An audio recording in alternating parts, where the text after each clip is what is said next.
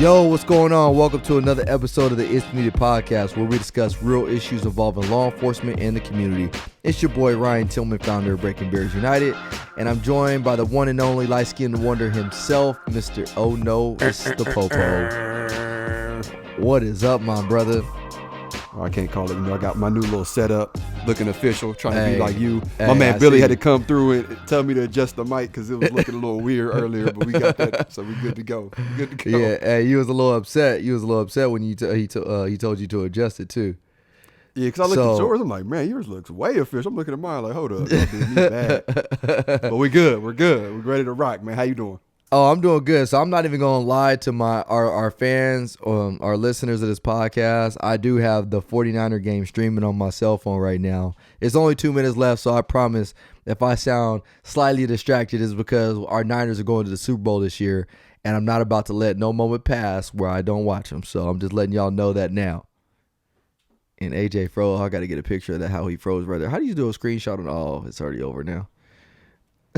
Yeah, in your face. That's your internet. I'm plugged in. I'm hardwired. Oh, Hey, whatever, I'm so bro. dedicated to this podcast. Look, for those of you who don't know, I just moved. We're renting a house right now. I had the cable man drill a hole through the floor so he could hardwire this probably about 20 feet worth of land wire all the way over to this laptop. That's how dedicated I am. Did he to really? this podcast. Oh, snaps. You over there ruining your house up, huh? Pulling floors up. Maybe all right. Hey, quick fair or foul though. Is it fair or foul that my wife said that it takes us 4 hours to record our podcast, bro? Oh, don't get me started. Don't even get me started, bruh. Oh my goodness. Listen, you gonna be down there for like 3 hours. Oh, dog, my I love wife you, told me man. yesterday. I love my beautiful wife, but yesterday she was like, it takes you 4 hours to record a podcast. And in my mind, I'm like, when has it taken us 4 hours to record a podcast? Like, tell me when. And then she was like, I'm lying? I was like, no. Like, I was like, Nah, I mean, you ain't lying, but I'm just saying I'm not completely wrong in this situation. Yeah, Oh, man. And I got to man. be careful because I caught Shelby listening to our last podcast. She was like, oh, I wasn't helping during the move. And I'm like, oh. Oh, man. Hey, we love you, honey. If we love you, I love you, honey. Yeah, same. If you listen to Same. this, just know I love you, boo. Oh, man. So what's going on in Cali, man? Man, nothing much, bro. It's been raining out here. It's been raining like the last 2 weeks, and so that's kind of different for Cali. But it's been good, man. And went to church this morning, got refueled, and been busy, man. We've been booking stuff. My February is crazy, so I was looking at my February calendar, man. I'm gonna be flying to Florida the Nice. first week, then I'll be Nice. flying to Michigan, and then from Michigan I'll be flying to Oakland, and then from Oakland I'll be flying back home. Nice. And then it's gonna be crazy, bro. So it's been picking up, man. A lot of inquiries to have us come out and speak, man. I even got one from Australia out of all places. So So I was, I'm gonna go out there and visit the kangaroos and see what's really popping with the kangaroos and koalas. You know what I mean? Yeah, let me know how that worked out for you because I heard all the bugs and animals are big over there. Yeah, So I heard spiders are on a different level out there. Yeah, and I don't do spiders, so that's gonna have to be a solo mission for you, brother. Hey, I heard spiders. I heard the spiders are like super spiders out there, man. I don't do normal spiders, let alone super spiders. Oh man, so hey, how's the baby process coming? Do we got the baby room all up and good to go yet? Man, listen, my homeboy came over. We put the crib and the dresser, hung some pictures up, and when I tell you it hit me like a ton of bricks, the moment I put the mattress in the crib and took a step back, I just went, whoa. Hey, this about to be real. There's about to be a screaming baby in this thing in a few months. Yes, it is, bro. So I need y'all to pray for me in my sleep because I'm pro team naps. For those of you who don't know, like I take. Hey, say bye to that, bro. Say Listen, say bye to your nap. 20 minutes ago from a nice nap, like a nice little power 20 minute nap. So pray for me. Y'all. Hey, you don't see, the funny thing is you don't cherish naps like you will when you have that baby. That's what I Like heard. when you have that baby, bro, you will cherish I couldn't tell you the last time I took a nap, bro. And when I do take him, like the nap is like a treat. Like a real treat. But I'm gonna just train the baby. Like me and the baby just gonna nap together. That's what's gonna happen. In my head, it sounds nice. He gonna be crying. I'm gonna pick him up, lay him on my chest. We're gonna take a little 30-minute nap, go back at it. So that's in my eyes. That's how it's gonna work. Hey, I'll keep y'all updated on that when it get here though. It sounds nice, bro. Bro, my 49ers is over here tripping right now, bro. They about to get ready to get scored on. Mm-hmm. If we lose this game, if y'all just abruptly hear this podcast stop, y'all know why. Since he was cussing, y'all. He was cussing in the background. That's why like, he had to stop and edit it up. Oh, man. Hey, so what's going on in the world of policing today, brother? Hey, man, so before we go there, man, do me a favor and let's do the Officer Down Memorial because I want to get into that because there's some deep-rooted topics that I want to discuss today about the world of policing and current events in policing. So go ahead and hit us with the Officer Down Memorial. Yeah, absolutely. So today is December 8th of 2019, and as of now, we are at 115. I looked it up, and last year we ended at 166. As some of you may know, I kind of fell off with the last podcast because we were moving things around. I didn't know the numbers, but I'll pick up where we left off. So we lost Master at Arms Oscar Tomores of the United States Navy Security Forces. His end of watch was 11:30 of 19 due to a vehicle assault. We lost a Sergeant Joshua Voth, excuse me if I messed that up, of the Colorado Department of Corrections out in Colorado. His end of watch was 12:04 of 19 due to an explosion. I'm going to have to look that up because you don't see that too often. We lost a Agent Billy Clardy III of Huntsville PD out in Alabama. End of watch was 12:06 of 19 due to gunfire. We lost Officer Stephen Carr of the Fayetteville PD out in Arkansas. End of watch was 12:07 of 19 due to gunfire. And then last but not least, we lost a Sergeant Christopher Brewster of Houston PD out in Texas, 12:07 of 19 due to gunfire. And that is just on the Officer Down Memorial page. We're not sure if it doesn't update immediately or if there are officers who have passed in the line of duty that just aren't on there right now for whatever reasons. But that's where we get this from every other week. So, man, that's crazy. And I know two of those were last night. And one of the crazy things about that was, it was an ambush. And so with that ambush, bro, I think the guy was sitting in his park. He was sitting in his vehicle at the station, and some guy just walked up to him and basically shot him at the police station. So, man, we're living in some crazy times, man. And so what'd you say the number was from last year? We ended at 166 last year. 166, and as of now, we're at 115. Oh man, so I mean, I guess the bright side is that we're down from last year. But the sad thing is one is too many. So. Right. And think about that. We had 166 last year. We're at 115 this year. And the sad reality of that is 115 officers, men and women who died in the line of duty. That's almost something to celebrate because we're down significantly from last year. That's scary. That's the reality of our job. Yeah, it's very, very scary, man. And I mean, I think the gunfire the leading cause, I'm assuming, this year? Yes. Yeah, and I think I've referenced it before, but in the past, gunfire was not the leading cause of death. It was traffic collisions. And so it just shows that people are becoming more errant in their ways and how they respond to, their feelings. Because ultimately, I think a lot of these personal attacks upon police is because of their emotional feelings towards police and, yes, why they feel that they don't like police. And so they're going to take us out or whatever it may be, when there's other ways to solve different issues. There's other ways to vent or voice your frustrations with police if that's what you think they are. So there's a lot of people doing some good work out there that are trying to do that. But, the topic of this podcast today is going to be called Nobody's Happy. And the reason that's the name of this podcast today is Nobody's Happy is because, I'm so tired of seeing all the bickering going on social media platforms and just in society in general, bro. Like, it seems like you can't make anybody happy. Like, not anybody. I say the sky's blue, somebody's going to say the sky's black. Somebody says the sky's black, somebody's going to say it's blue. And it's not just me. So I don't want you guys to think this is me just, saying it for, what people are saying on my pages. But just everywhere you look, man, everywhere you look, there is just all types of different complaints going on both ends. And so we have to figure out a way of compromise of how can we meet in the middle to agree to disagree on topics, but at the same time, how can we, figure out solutions to a lot of the issues that we are faced with and plagued with in society in general. I don't even want to just say law enforcement anymore, because it's not just law enforcement, it's in society.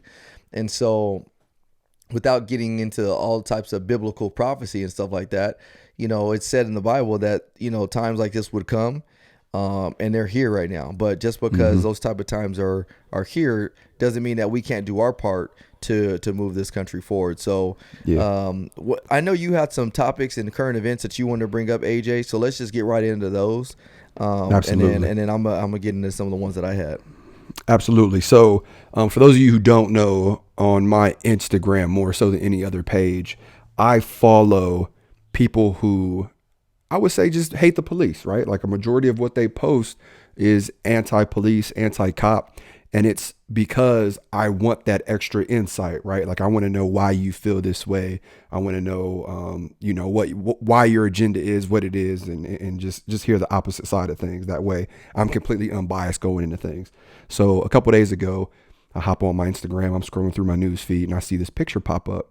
And the picture was of some correction officers at their graduation process, or I don't know, but there's 37 correctional officers from West Virginia, and they are all throwing up the Nazi salute. And then behind it, it says, "Hail Bird." So I seen it, and my first thought was, man, somebody spent a lot of time photoshopping this. Like this is crazy. This like, can't be serious, bruh. Like almost to the point where I'm like laughing, like, oh come on, like this what you sharing, bruh? Like come on, okay, exactly. I see where we're at. So I'm like, so I start to type this long response, right? Like let me put this dude in check, because this is too much. Like you throwing dirt on like my name at the end of the day, right? And all my brothers and sisters who will ultimately lay their life on the line for you, right? So I'm typing up this whole thing. I'm like, well, hold on, before I hit enter, let me do some research. Bro, I look it up, and it's real.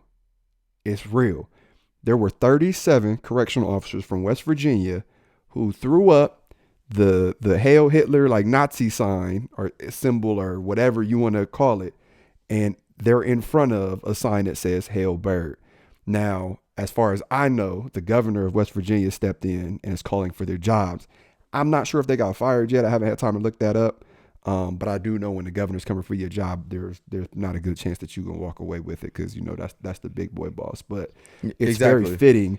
Yeah, oh, absolutely. But it's very fitting that we decided to name this podcast "No One's Happy," because when I seen it, I felt obligated to bring awareness to it, right? So I posted it on my Facebook, I posted it on my Instagram with the caption something similar to like, "I couldn't believe this was real when I first seen it. Wow, this is sad. We have to do better." And the reason I say that the title of this podcast is so fitting is because you would have thought I posted something like crazy, or like I picked a side. Like, let me tell you where I'm going with this is there were a group of people on my social media who were saying, we're not surprised at all. Like all police officers are racist. Like this is a racist organization, blah, blah, blah, blah, blah. So I'm like, wow, okay, that's deep. How about they were wrong? They should be fired, right? But then you had a large group of police officers who were defending them, saying things like, it's a joke. You need to relax. Don't take this so serious. Don't take it so hard. Serious? I'm just like, bruh, I could not wrap my mind around the comments on this photo or on this link that I shared. So ultimately, it should have just came down to this. That's unprofessional. They shouldn't be doing that. That is sad. I agree with you. They need to be fired. Not all police officers are racist, or they were not wrong.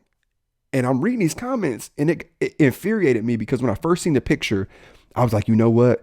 Like, this is why we can't be trusted. Like, this is why people don't trust the police. Like, this is why we have such a black eye in the United States. But then I started reading the comments, and I'm like, you know what? This is why. This is exactly why. Like, we have a small group of people who, no matter what happens, it could be an isolated incident, and they automatically assume that all police officers think this way, or all police officers are this way. And then the same incident, you have a pocket of police officers who are like, well, those officers technically didn't do anything wrong. You guys need to loosen up, give us a break, blah, blah, blah. And it's just like, man, both of y'all need to chill and realize that this incident, this isolated incident, was wrong. We need to hold them accountable, even if it means making an example out of them, because something like that is just so unfathomable, right? I don't even know if that's a word. I just made that up. You can't even wrap your mind around it, right? And then we need to move forward. We need to come together and move forward from this incident instead of trying to defend our own, or instead of trying to attack everybody. And the other part about that is what I can't wrap my head around is like, how did that even like come up into play? Like, hey, we're going to take this picture and then we're going to do this salute. Like, I just don't understand. Like, and I was just having a conversation with some of my partners the other day about decisions that officers have made that have gotten them in trouble. And we're wondering without transitioning, because I'm going to come back. I want to come back to the same thing you're brought up, but there was also another article that came out recently that an officer in LAPD, actually we sent this to in our group text, an officer was fondling a dead woman's breast. Yes. So in my mind, I'm thinking like I can't wrap my head around how do we get to this point where we're doing stuff like this nonsense. And then I also can't get to the point where, like you said, you got people that are defending people's actions. But then we also have the other people on the other side that are saying we're all bad. So like we honestly can't please everybody. And it almost comes to a point where you have to, in a sense, be like you and I from the standpoint of, you and I have both recognized that not everybody in our profession is good. But that does not mean I'm going to go out there and disrespect members of our profession just because I know some of them are bad.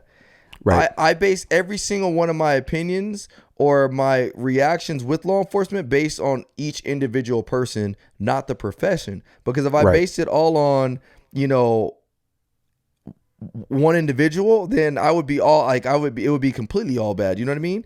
So back to what you were saying is, I just can't wrap my head around is how did they even get to the point of where they're taking a picture, with some type of Nazi salute. So did you, when you did your research, did you find out, like, was there any type of explanation? Well, there is no explanation, but did you find out anything that basically set the stage of what happened or no? I don't know how the picture or the salute came about, but what I did find is some clarification on the hail bird sign behind them, right? So for those of you who don't know, there are very racist ties with the statement "Hail Bird," right? Like Bird was a higher up, supposedly, in the KKK, which added more fuel to this fire when people took the picture in front of that saying. What I did find out is apparently Bird is either the name of the training academy or their instructor. So what they were trying to do was they were trying to mock how strict the academy or how strict this instructor was by saying "Hail Bird." Like basically this dude was like Hitler, right, throughout the academy. I get it. I get it, right? And this is what I was trying to say to some of the comments, and eventually I just gave up because they were coming in so fast and so aggressively, is, do I think that these deputies are racist, like Nazi type people? I don't. I think they had poor judgment, right? Like I think they were like, oh, this is funny, we're going to take this picture. But what I also think is, at this point in your career that you are just starting, your credibility is shot. Your credibility is shot. You took a picture holding up a Nazi sign. So say a year from now, you get into a shooting where you shoot a minority and say you're even justified in the shooting. All you have to do is take the stand, and for the defense attorney to hold up a picture of you holding up a Nazi, the Hail Hitler sign, your credibility is shot. Yeah, and early in your career. And not only that, though, here's the other crazy part about it is like, bro, like you're working in a capacity as a public servant, as a law enforcement officer. It'd be different if, like, let's just say we lived in a perfect world and like law enforcement was just a perfect profession. We had no bad reputation, no nothing. And you had somebody come out and do something like this. Then it'd be like, it doesn't make it any better. Still wrong. But it's okay, you know what? Y'all was a stupid decision. Y'all should have acted better. Y'all should have thought better, but whatever. Let's move on. We are living at one of the most hostile points in our life when it comes to tension in between law enforcement and the community. So why would you even go down a road that you know can be taken out of context or scrutinized? You know what I mean? Or how do you even find it okay to even mess around like that? So that's what just makes me upset. And it goes back to your point as far as, not being able to please anybody, is that like on my comments, I just posted a video the other day and we'll get into this a little bit more because I want to do a little bit more of a breakdown on the podcast. But when in Florida, there was a jewelry store that was robbed and there was a shootout.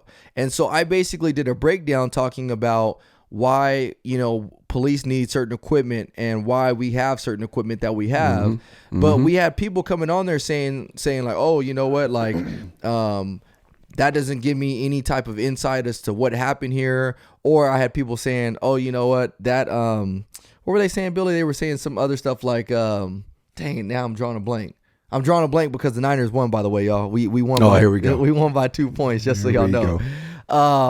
But they were saying stuff like, what about those officers were putting people in the middle of this gun battle, or these officers were not tactically responsible in the way they addressed the situation. And my point in that was like, look, like, any situation you debrief as a police officer, can we always debrief it in a way where we can do it better? 100%. Like, that's the point of a debrief. Exactly. I don't think you can find one situation where you can say everything was done perfect.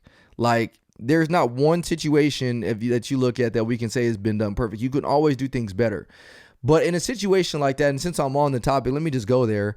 Essentially what you had in this video was you had these guys that went into a jewelry store. They robbed it. Once they robbed it, they left the location. They carjacked a UPS vehicle. They took that. They led police on a pursuit that ended on the freeway. When they got onto the freeway, the gunfire is on. I mean, these guys are basically shooting it out with police. And not only that, they're surrounded by all these civilian vehicles. So now you have the officers trying to get in there, trying to stop these guys, but you also have civilians in between them.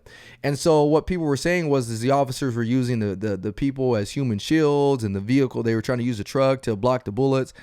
Could have been done differently, maybe. I don't even know all the background between this situation, but what I will say is that how can we sit here and on face value just judge the response to these guys that are trying to stop two guys from committing an armed robbery and then also committing attempted murder and murder on multiple people?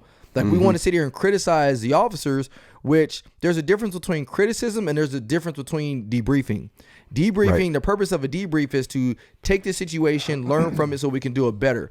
The difference between criticism is that criticism is you're basically offering some type of negative context towards somebody's actions without any type of validation. So my point is that you can't please anybody, which is why the topic of the conversation today is, as opposed to like, I don't even know where I'm going with this, bro, but I'm just so frustrated and on so many different levels right now. I can't even. Oh, for sure. Can't even wrap my head around it. So I don't know if you know this or not, but there were a couple people who lost their lives out of that incident, correct? Yeah, there was the UPS driver, and then there was another person. There's 4 people. 2 were the suspects. I don't know. I know one was the UPS driver. I don't know who that 4th person is. Gotcha. And just to set up the story, because I didn't, I absolutely know nothing about this. I just seen like the clip of them in a gunfight, like in the middle of the road with like the truck or the suspects. So they robbed a jewelry store, and then when they were fleeing from the jewelry store, they ran and got in the UPS truck and then fled. Yeah. So they carjacked the UPS truck, and I'm assuming the driver was still in. So it was actually a hostage situation as well. And the other thing that people don't realize is, and let's say it was a hostage situation, officers responding, they may or may not know that there's a hostage inside. You know what I mean? Right.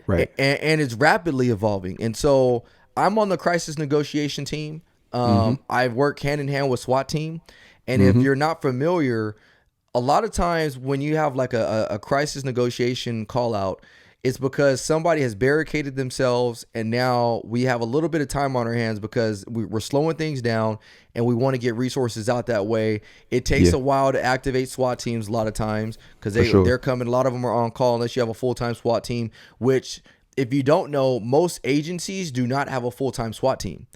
And so it's the only places that really have full-time SWAT teams are your bigger agencies. And so it almost goes back to the point of where people think that there's hundreds of officers patrolling the street at any given time. Well, in my city, at any given time, the most officers we'll have on at one time is about like 14 or 15. And that's only during overlap times, maybe a little bit more. Actually, I'll say about 16, but that's only during overlap time. So you only have 2 hours of overlap. And then after that overlap, you're going to go back down to 9 officers. The reason I bring that up is because a lot of times people assume that there's a crazy amount of officers on the street when there's really not. And so taking that example and then taking it back to this situation in Florida, people assume that when something like this breaks down, the SWAT team is automatically en route. Like, no, there's a process. The SWAT team needs to get activated. Once they get activated, they need to respond to the station. They need to get their equipment. They need to get all their gear, all that stuff.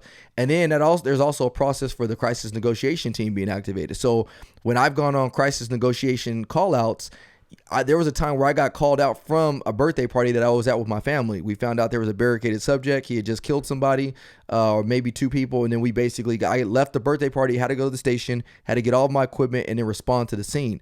That stuff takes time. So in this situation in Florida specifically, you have guys that are just committed a robbery, just committed a carjacking. They're now leading these guys on pursuit. Now they're on the freeway, and the only people that are there at handling the situation are patrol officers. And so to sit here and say that, it should have been a SWAT call out, a crisis negotiation call out, where they should have slowed down, could have been done, maybe, possibly. But how many times have you been on patrol, AJ, and not actually known, more information that other people think you should know? Oh man, listen, all the time. And it's so funny you say that, because I joke with my buddy that I work with every now and then about this particular incident that happened the first year I was on the streets as a police officer. I had a buddy of mine call me. All right. And I work for a pretty big department. So he calls me from another area of the department I work for, probably about 45 minutes away. He's like, AJ, he's like, I need you to do me a favor. I'm like, yeah, anyway. And my buddy squared away, right? So he's like, can you swing by this address and check to see if this car is in the driveway? He's like, if it is, can you knock on the door and see if the owner of that car is there? So I'm like, absolutely anything for my homeboy, right? Yeah. So me and my buddy are driving down there. My partner asked me, he's like, hey, what are we doing? I was like, my homeboy just called me. He wants me to swing by this address and see if this car is there. So we pull up, we see the car in the driveway. So I'm like, all right, cool. And thank God my partner was like, hey, do we know what this is out of? I'm like, no, I don't. We're parked in front of the house, all right? Like, we're parked in front of the house because I think we're checking on somebody like elderly or something. Yeah, like exactly. Like a hit skip or something, right? So I go, nah, we don't. So I hop on the phone. I call him back. I go, hey, real quick, what's this out of? And he's like, well, he's a homicide suspect out here. He just shot somebody and then rammed a cruiser and fled. And you guys are in and front I'm of the house. Bruh, like, I'm in front of the house, but that's a perfect example. Like, sometimes there's a miscommunication. Sometimes the information just isn't out there for us to know. Like, I can't tell you how many unknown complaints we respond to, right? Where people will just call the police and go, hey, this is the address, get here right now. And we're like, all right. Sometimes it's, hey, get this kid out of my house, he ain't listening to me. Sometimes it's, hey, there's a dude in the basement with a hostage right now, he's got a gun to her head. We don't know. And the reality of it is there are people in this world who will find fault no matter what, right? I'm talking about the people who will hit the lotto, win $300 million, and then complain about how much taxes were taken out of the lotto, right? Like, oh, well, they took $20 million. Congratulations. You got $200-something million in your pocket, and you found a way to complain about it. And the reality of it is, if Superman was real, people would complain about Superman. Well, he was out here saving this bank robber when such and such was getting robbed over here. And it's just like, no matter what we do, you're going to find a reason to complain about it. Like, realize that we're trying to do our job to preserve life. And there's going to be situations. I don't know the whole story, the whole background story with this UPS driver being murdered, and the bank robbery or the jewelry store robbery and whatnot. But what I do know is there's a saying in police work. And the saying is this: there's a time to be the police. There's a time to earn that paycheck. And it sounds like that time was now. And that time, sometimes it's exchanging gunfire with people where you don't want to, but you have to stop that threat, because if you don't, that person may go and kill somebody else, right? Or start running people over with this massive truck that they have. Mm-hmm. It sounds like they're armed robbers, right? They robbing jewelry stores. Even if they weren't, they're robbing jewelry stores. You know what they're capable of. Do what you got to do to stop that threat. Because if your mom or if your loved one was en route or on the path of that UPS truck, you would be calling them officers and be like, hey, do what you, throw the spike strips, shoot the rifles through the windows, blow the truck up if you got to. My loved one is 5 minutes away from there. Put yourself in them shoes. How about that? Man, so I actually heard, how about that? So I heard a debrief yesterday This actually happened, I think it was in Stockton, California. This happened like I think in 2015. Very, very similar to the situation that happened in Florida, but essentially some guys, 3 guys went to go rob a bank, and then when they went to rob the bank, there were already some officers that were there quick. When they pulled up, the guys were running out with guns on and had masks on, so they ran back into the place. So when they ran back into the place, they basically came back out, but this time they had 2 hostages in hand. Yep. So they go to a car, get one of the cars that belonged to the branch manager at the time, and they get into the car, and then as they're going to the car, one of the officers that's already on scene confronts the 3 guys with the 2 hostages, and he has his rifle drawn. And so he's pointing and he's like within like a couple feet from him. So he's pointing his rifle at the guys, and mind you, one of the guys had an AK-47, and the other guys, I don't know if they had handguns or what.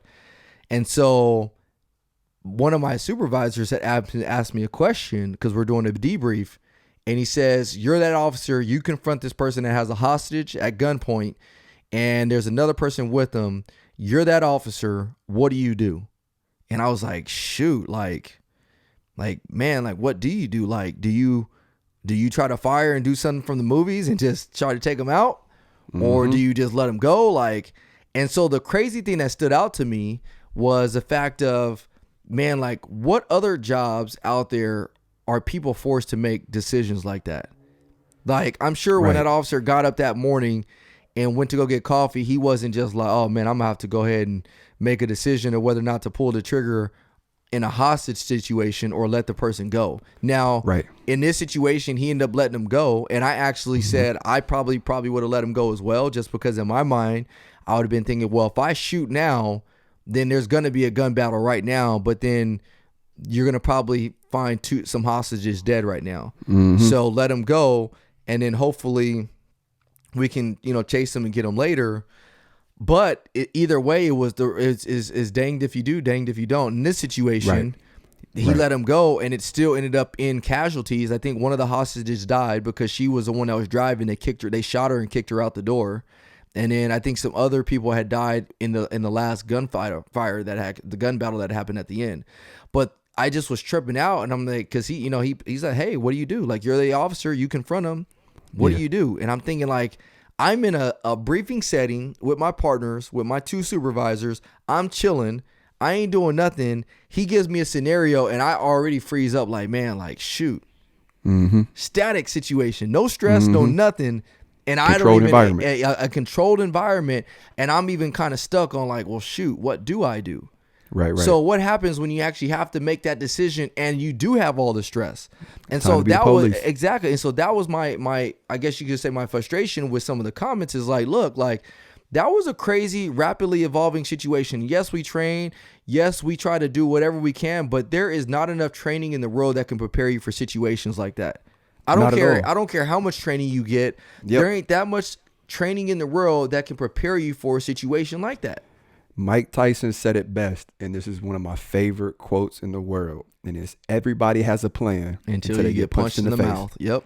And that's exactly it, right? Like, you could be in this controlled environment all day, right? MMA fighters, UFC fighters, boxers, kickboxers, police officers, right? We could train until we're blue in the face. But everybody has a plan until you step in that ring, until it's game time. Now, thankfully for us, we can revert back to our training, but you still have to understand things are hectic. Things are wild when it's going down. Like, we can't always plan like, oh, okay, he did this. I check this box. I can do this now. Oh, okay, he did this. I check this box. I can do this now. Sometimes it's going down. It's time to be the police. When I was involved in my shooting, the academy staff brought me back. So the training academy staff brought me back to the academy and asked me, they were like, AJ, we know you can't talk about all the details right now, but what can you tell us? That way we could go back to the recruits and hopefully they could learn from what you did. And I go, you know what? You're doing it. You're doing it. Fortunately for me, it was like a scenario straight out of the academy, right? X, Y, and Z happened. I was able to fire my weapon, stop the threat, take them into custody, secure the witnesses, secure the house, the drugs, the guns, everything, right? Like, boom, straight out of the academy. It's not always like that. It is not always like that. Sometimes you're going to be placed in a situation you're like, wow, This is crazy. Bro, back in 2015, out my way in San Bernardino, we had the San Bernardino terrorist attack where they went to the behavioral health center, the 2 terrorists. They had military grade equipment. They had body armor, and they went on a rampage, bro. Yep. We never trained for that in the academy. Right. We did active shooter training, but we didn't train for 2 people to go on a rampage with body armor and all these, high military grade weapons. We didn't train for that. And so the thing is like, and I understand it, and I understand this is the civilian side of me that understands is like, look, before I became a police officer, I watched a lot of cop movies. I loved Bad Boys. I loved Lethal Weapon, all these movies that you see, and they're fun to watch. And so, but you almost start to, think like, oh man, these officers are capable of doing A, B, C, and D, when in reality, we're not. And the only reason I know people are doing that without even realizing it is because when I go do my presentations, one of the number one questions I always get is, how come you can't shoot somebody in the leg or the arm? Shoot the gun out their hand. Exactly. How come you can't shoot the gun out their hand? And the reason they ask these questions is not because that's what they're in their mind logically they're thinking should happen. It's because they've seen it done on TV somewhere. And when you see it done on TV, you automatically assume that we're capable of doing what you've seen that's done on TV. And so we can't get lulled to sleep and just start thinking that officers are capable of doing, some unrealistic things that we're not. And so I really want to just touch on that part of it. It's just like, you know what? We got to give officers, I've said it before, give us some grace in how we respond to people. That's a crazy situation. And unless you're in that situation yourself, stop critiquing some people in certain aspects and saying like, oh, you know what? You should have did A, B, C, and D. Now, I do my Tillman takes, but usually my Tillman takes are done for a place where I'm bringing to light what's going on in the situation and breaking down the situation's face value, not necessarily breaking down what the officer should or shouldn't have done. The only time I'll do that is if I know it's been an investigation that's been thoroughly conducted, and I know that what we found after the fact was this is what should have occurred. But that's usually the only time I'll ever speak on what an officer should have, shouldn't have done. But usually my Tillman take is just giving insight into a situation, the mindset, and things to consider. But outside of that, I'm very careful on who I criticize and critique, because I know that tomorrow when I go back to patrol, that can easily be me. AJ's found himself in that same situation, so we gotta also be careful with those situations. And so I wanna transition shortly and talk about the situation involving. Let me look up the guy's name, because I was getting inundated with messages about this. Jacob Servin. So Jacob Servin he is a guy, I think it's San Joaquin County or something like that, that I guess he got arrested for something. Now, let me give you all the disclaimer that I do not know all the aspects of this situation right now. A lot of this stuff has just occurred. There's an active investigation going on into it. So I want you guys to know that I've done as much research on it as I could, or with the information that's already been publicized, but there's probably a lot of things that's not publicized. And so I want to give y'all that disclaimer before I go and break this situation down. But anyways, you have Jacob Servin. He's arrested for some type of criminal offense. He goes to jail. When he's in jail, they say he's belligerent, and they say he's basically been threatening not inmates, but deputies inside, and he's also physically assaulted some of the deputies. I believe one of the articles I said, it said he kicked a female deputy and then tried to go for her weapons. Shortly after, he goes into custody. Somewhere in between there's some type of altercation that goes on between Jacob and the deputies. And then Jacob later comes out, and I'm not gonna lie, my man is beat to a pulp. Like, my man, his eyes look bad. I mean, he looks pretty bad. Oh, I seen that picture. Yeah, yeah. And so he actually went out on his social media saying something like, I never thought I imagined this day. I never thought I can be beat up because of my race and this and that. And so I don't know what there's a part of this that we don't know and we don't see. And that's when those deputies take him back to the room and they basically, use force on him. So a lot of force on him. And so the reason I don't really know and can't speak too much as to was it justified or not is just because we don't know what happened when they went back there. But what I will tell you is that I know if a person is in cuffs and in handcuffs and in custody, even though they may make me mad, even though they may piss me off, even though they may offer some type of, assault or whatever it may be, I have to always have a level of restraint that can't go beyond the scope of my duty. I can't use unnecessary force because I get caught up in my feelings. Am I saying that's what happened in this situation? No, because I don't know what happened. But I will tell you, his face looks pretty bad to me. It looks very, very bad to me. And what you do see is him walking back there. And then when he walks out, he's all jacked up. And so what happened back there, that's what I'm curious to see what's going to come out of it, because he took a pretty good beating. Excuse me. Bless one you. more coming. Not one more. Building up. Maybe not. So when this guy grabbed the deputy's gun, the fight didn't happen then. They took him back to another room, and then that's when the fight happened. That's what it sounds like. And I don't even know if it was his gun. It just says a weapon. I mean, because typically I know when we take people to jail, we don't have our guns inside the jail. We leave them outside of the jail. Yeah. So when they said he's going for a weapon, I'm assuming maybe a taser, maybe a baton or something like that. I don't necessarily know if it was a gun or not. Yeah. So I'm looking at this picture. I don't know if we've seen the same picture or not. He's like kind of like sitting in like a barber chair. I don't know what this is. But I'm looking at it, and when I first seen it, I thought the same thing. This looks like his nose was broke.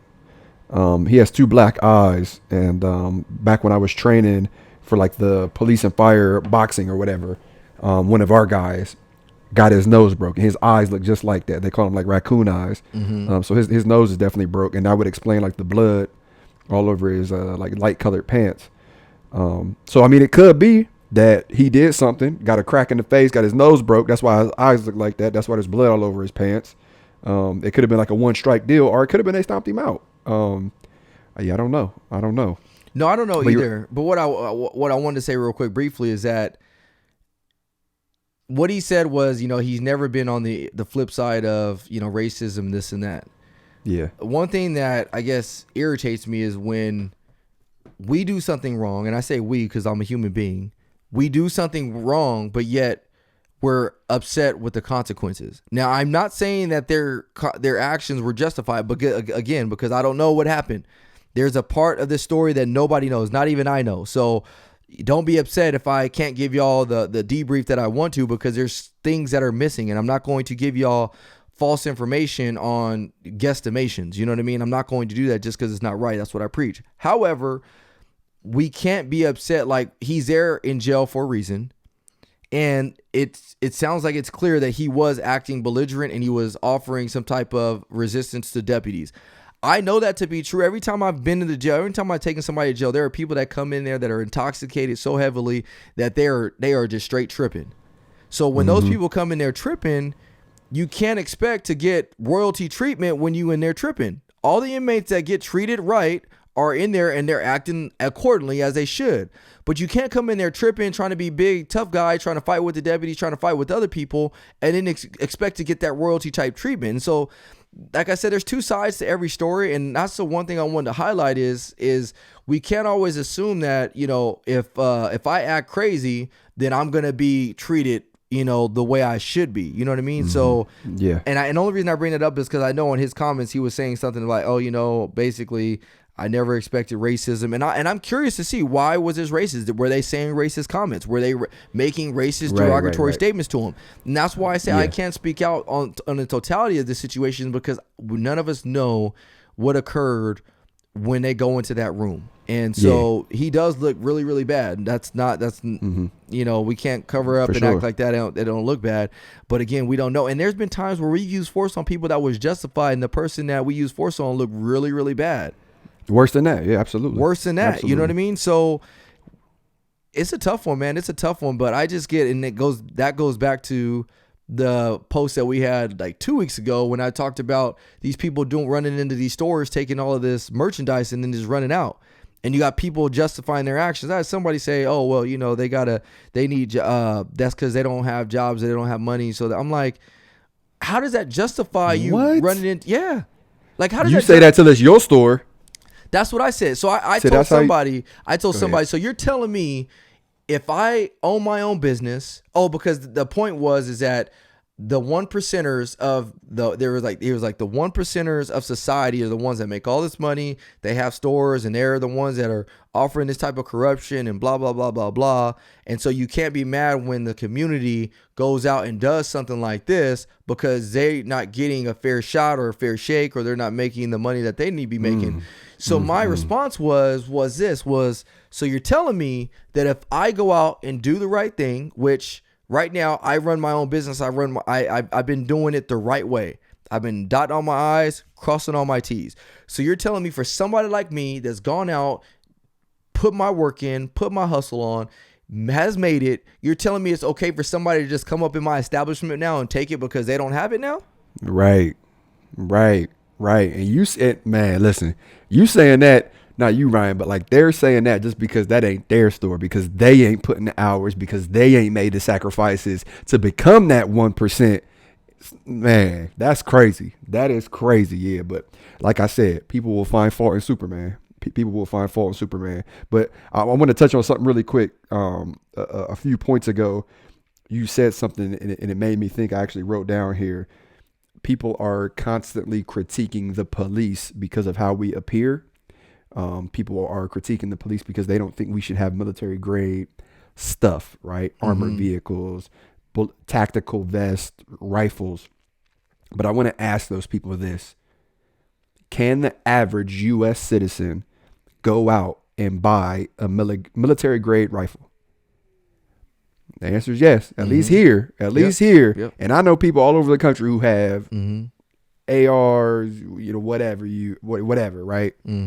Therefore, we, at least in my mind, if the average citizen could have an assault rifle, a SBR, whatever, right? A military grade, whatever. Why can't we, right? If you want us to be able to stop a threat from an AK-47, from an AR-15, from a 308, from an SBR, a 12 gauge, right? How do you properly expect us, or how do you expect us to properly stop that threat without military grade stuff, right? Like if we can't pull up in an armored vehicle, if we can't jump out with tactical vests and a bulletproof shield or whatever, how do you expect us to stop that threat? And even more so, I want you to put yourself in this situation, right?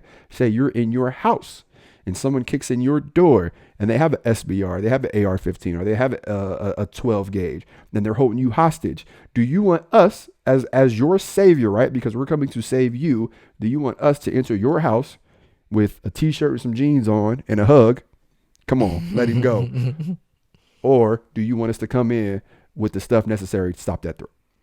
But people don't think that way. They just don't think that way. And that's the sad part is, people think it's all kosher and everything, but it's not. It's like, when the Hollywood shootout happened in the mid 90s, that exposed law enforcement in so many different ways, because that was a tipping point for our country to realize like people have access to things that they shouldn't have access to. And when that happened, a lot of people lost their lives that day just because we were unprepared. Bruh, there was a picture floating around. I think I brought this up on the podcast before. There was a guy in California, or not California. I'm sorry. Look, I'm trying to throw some dirt on California. Yeah, my bro. Bad, yeah, my bad, Cali. Keep that shade to yourself, bro. Yeah. There was a guy in Chicago who posted a picture of him sitting on a washer, like a washing machine, right? And beside him, he had like an AR, like an assault rifle, right? And I know people are gonna correct me. ARs aren't assault rifle, whatever. He had a rifle, right? And then there was like a couple pistols laying beside him, and in his hands was a rocket launcher with a rocket in it. I'll show you the video. And he's dancing to some music. He's like smoking a blunt or sipping some lean or something. And he's got an RPG, all right? A legit something you see on Call of Duty. Rocket launcher, all right? And it's funny, but I know for a fact this just ain't Chicago. There's people who got rocket launchers and grenades and all sorts of stuff out in Cali. They got it here in Ohio. They got it in Kentucky. They got it in Florida. Wherever they got it. I'm telling you right now. Look, I come from the streets. I know what's out there. I ain't never personally seen a rocket launcher, but I know that people could get their hands on some crazy stuff. You know why? Because money talks. Money talks. That's why. Yep. You gonna critique us because we're walking around looking like we're in the military? Listen, there's a reason why there's a website and organization called the Officer Down Memorial Page, because we are in a career where we are killed every single day and assaulted every single day. We need this stuff. We need it. We need bulletproof vests. We need armored cars. We need long rifles. We need sniper rifles. We need all of this stuff. You can't go to a major sporting event, at least not that I know of, without at least 4 to 5 snipers there. We need them. We need them. You can sit there, you can throw dirt on them all day, and you can boo them and you can scream at them until something pop off, and that sniper does what he got to do to save your life. You're going to be singing a different tune. Man, so I think one of the things I want to stand by is, you know what, the only way, like, what's the solution to all this? Because if we just keep going on about the problems, it's only become more frustrating. And it actually really, what it does is it takes the air out of hope. Like we start to lose hope in society. But I'm here to tell you, and I've told you before, like, I want to give you guys hope. So the solution and the takeaway to this would be, we need to start learning to judge the individual and not the profession. You know what I mean? And just judge people based on themselves. Like when you come into any, like, give people the benefit of the doubt until they prove you wrong. You know what I mean? And I know it's hard. But for example, you go out tomorrow, you see a police officer, before you start to be mad at him and upset at him because of the profession of law enforcement, give him the benefit of the doubt that hopefully he's a good one. And then when he's not that way, then you revert back to, okay, what are your other defense mechanisms? Calling the supervisor and calling him out to the carpet, saying like, hey, he was wrong for doing this. Because you got to realize not every single officer is bad. It's not. A majority of them aren't. Like, a majority of officers are good. You know, I was just having a conversation with a guy in NYPD right now, and we're going to have him on our podcast soon. But he's, you know, blowing the whistle on a lot of corruption that's gone on in NYPD. A lot of, you know, stats and things like that he's spoken out about. And I was telling him, I was like, what's crazy to me is that law enforcement is so different from agency to agency, department to department. Like, it is impossible to lump us all in one category because we operate on such different wavelengths. It's not even funny.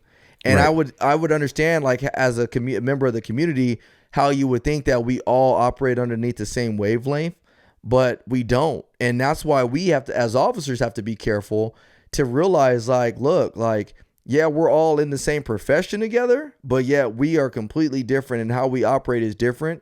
And the reason that's important to recognize is because we can't, it's hard to, you know, for me to stand up for somebody that's doing something corrupt in our profession on the other side of the country. Like, I can't sit here and stand up and say, oh, you know, my department is corrupt, you know, just because NYPD or a portion or somebody over there has done something corrupt. There's individuals within every department that will do something that's corrupt, but it doesn't corrupt the profession. It corrupts the individual. And I get it, man. You know, it does tarnish the profession in many ways. But again, we have to have that same grace that we show other professions. Like, think about how many teachers are out there sleeping around with kids. Right. Think about how many pastors have been out there molesting kids. Think about how many doctors there are that have gone out there and killed people because of malpractice. Tons. But you'll still go to the doctor. Yep. You still gonna send your kids to school. Yep. You still gonna go to church. But yet, we got people that say, oh, I don't want police to come to my house because I don't like police. Which, at the end of the day, if they call police, at the end of the day, if something happened at their house, they gonna call police. Oh, for sure. You know what I mean? Sure. So that's what we have to realize, is that, you know what, there's bad in every single profession. I don't care who it is.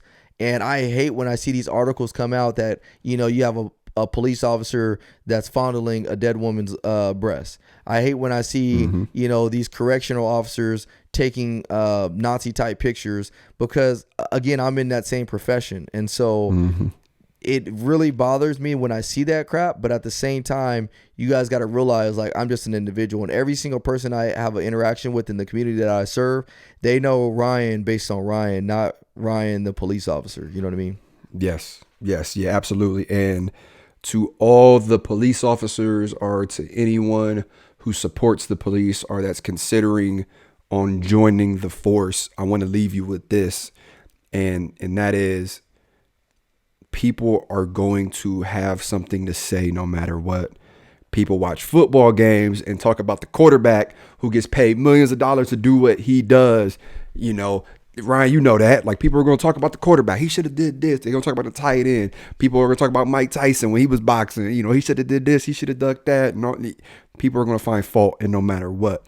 At the end of the day, you took this job for a reason. At the end of the day, you're pursuing this job for a reason. At the end of the day, you support this profession for a reason. Don't let that chip away at who you are, at what you stand for, and what you're going to go out here and do.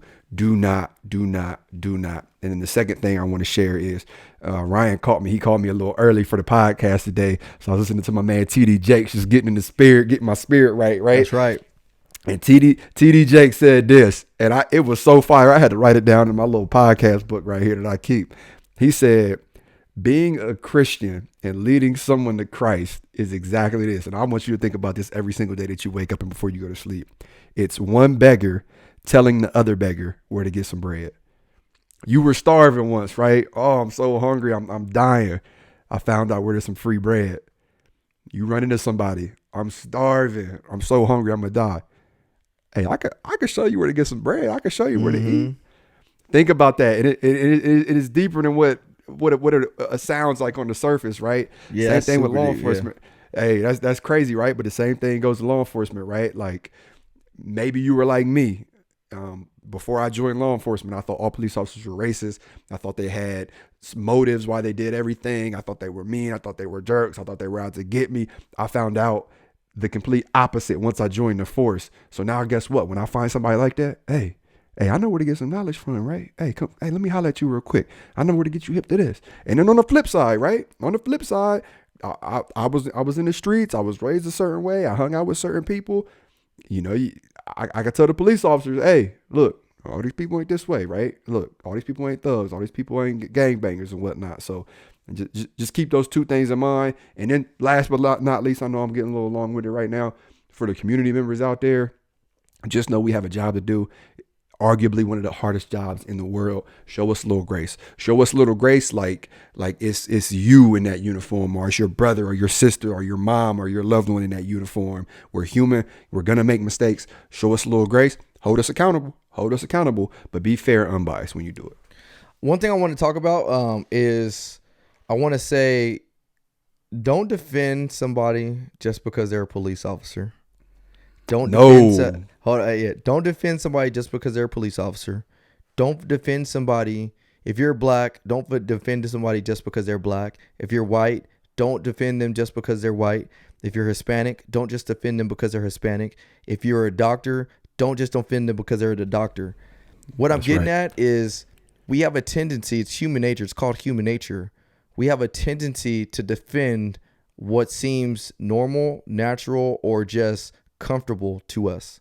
We have a tendency to identify, and we're all guilty of it. I identify with a lot more black people than I do any other race just because I am black. And so my comfort level is just a little bit higher, obviously, when I hang around black people. But the thing that we got to realize is that what we also make the common mistake of doing is that if an officer does something wrong, and as an officer, you naturally want to defend them because you can't necessarily believe that it's true. Mm-hmm. And on the flip side of that, when you see guys doing or women doing something that they shouldn't be doing because they're a woman or because they're a certain race or nationality, we have a tendency to want to defend them just based on who they are visually to us without acknowledging the action that they actually just did. Mm-hmm. And the reason why that's a slippery slope is because that's why we see people defending some of the things that are wrong. That's why we see officers defending stuff that's wrong. You know what I mean? Because we automatically assume that just because he's a police officer, no, this can't necessarily be true. And so we have to have this view, we have to have this vision to say, you know, look, before I jump immediately to defend him, let me figure out all the circumstances. It doesn't necessarily mean I need to treat them differently, but it definitely means that I need to slow my thought process down and say, hey, look, what actually occurred here? Because guys, and women, it is so crazy. Some of the things that officers have been in trouble for recently, like it's crazy to think what people have gotten in trouble doing in our line of work that as a police officer, I can't even wrap my head around. But the one thing that helps me wrap my head around is that It's because we're human, and humans make mistakes. Humans do things that we shouldn't be doing because we all have a sinful nature in us. What got me into thinking like I can't believe it is because I thought of that person as, oh man, they're a police officer. Why are they doing that? Instead of thinking, oh, he's a human.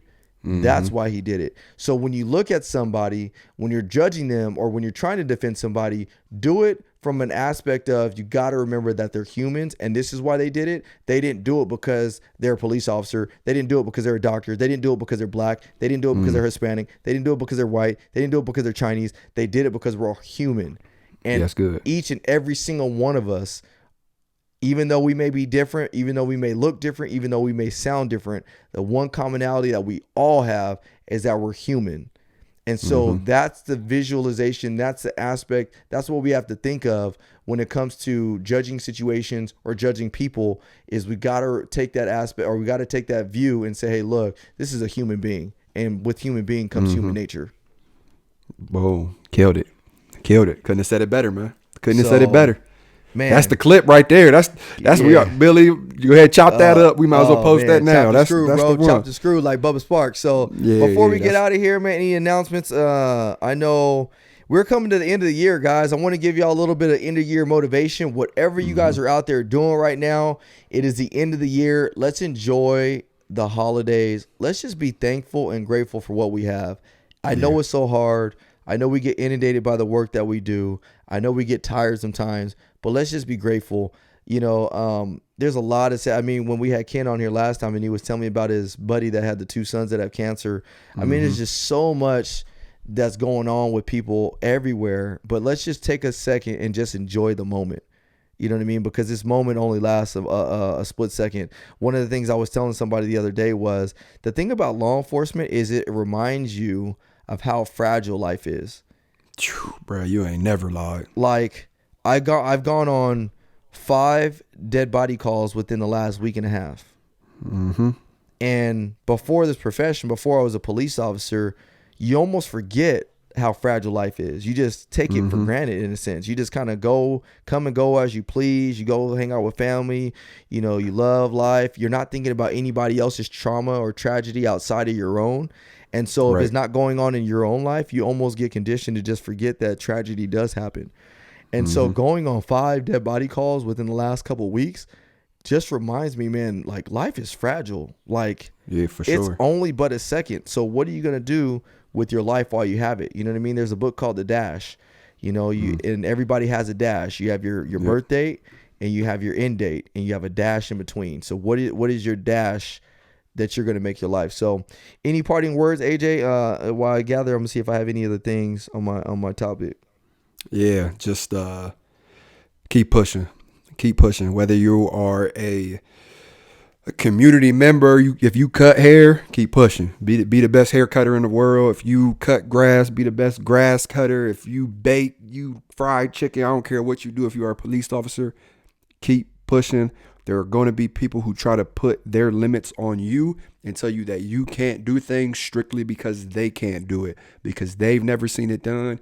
If everybody believed that, we would not be where we are today. We wouldn't have planes. We wouldn't have cars. We wouldn't have cell phones. We wouldn't have modern technology, right? Like everybody had to create something and push through the naysayers, and you're no different. If somebody tells you you can't open your own barbershop, okay. I hear what you're saying. It's up to you to listen. Somebody says you can't open your own bakery. Okay, I hear what you're saying. It's up to you to listen, right? Somebody tells you can't be the best police officer out there. You can't change the game. You can't change modern day policing. You can't lead the charge when it comes to community policing and change the face of that. I hear what you're saying. It's up to me to listen. Push through all of that. Push through all of that. Spread some positivity. Spread some hope. You got this. And when you get to the finish line, when you cross that tape, I want you to send me and Ryan a message with your story and how you heard this and how it helped motivate you so we can continue to throw gasoline on that fire for you. That's right. And the one thing I'm going to say is don't overthink things the further you move up. Remember, your talent has positioned you for a reason. And what I mean by that is we have a tendency that as we get, promoted or go different places or have some success, you start to overthink yourself like, oh shoot, like, can I really do that? Is this really possible?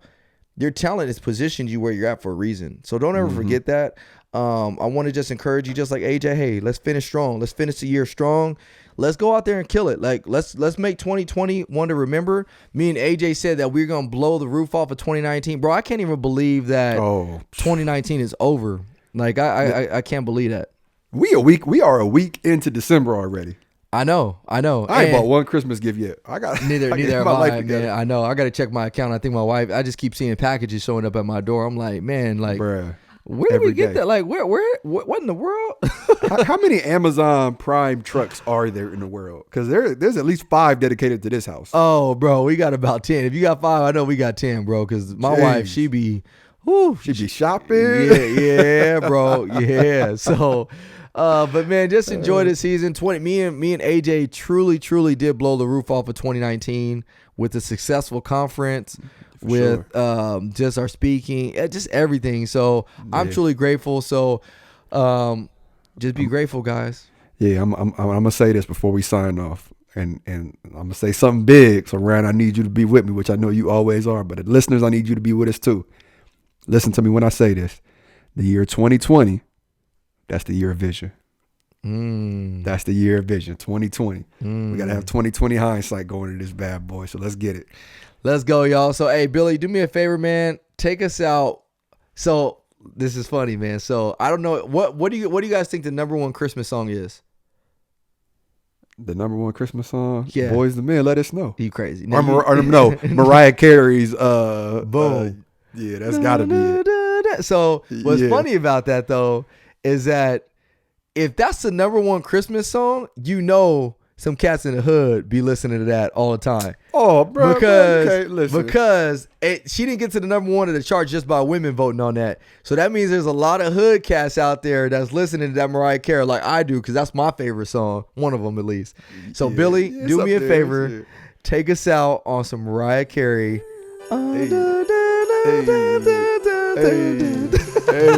Peace. Hey, y'all, we love y'all. We'll see y'all next week.